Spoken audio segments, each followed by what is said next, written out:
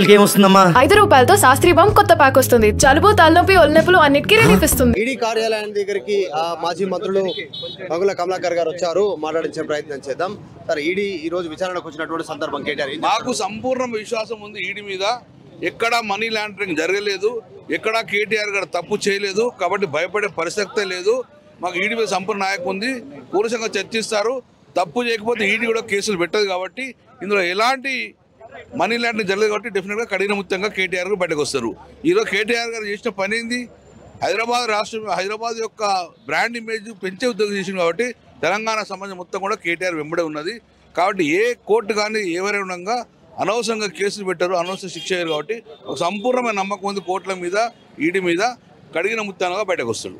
ఏం జరుగుతుందండి? ఎందుకంటే అధికార పార్టీ నుంచి మంత్రులు, విప్పులు, ఎమ్మెల్యేలు వరుస కామెంట్లు చేస్తా ఉన్నారు కేటీఆర్ పైన, ఈ ఫార్ములా ఈ పైన ఎందుకు వ్యాఖ్యలు చేస్తాం? నిజంగా కుట్రనాయి. ఈ రోజు కేటీఆర్ గారు కానీ బీఆర్ఎస్ పార్టీ కానీ కేంద్రంలో రాష్ట్రంలో ప్రభుత్వం లేదు.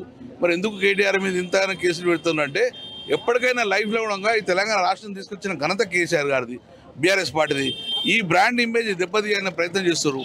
మా పార్టీ యొక్క ఇమేజ్ దెబ్బతీయ ప్రయత్నం చేస్తారు. కాబట్టి ఇందులో కుట్రలో భాగంగా కానీ ఈ కేంద్ర ప్రభుత్వం, రాష్ట్ర ప్రభుత్వము మ్యాక్సిమం ఈ టర్మ్ ఉంటుంది, తర్వాత ఉండే పరిస్థితి లేదు. కాబట్టి డెఫినెట్గా మా యొక్క పార్టీ యొక్క ఇమేజ్ దెబ్బతీసే ప్రయత్నంలో భాగమే.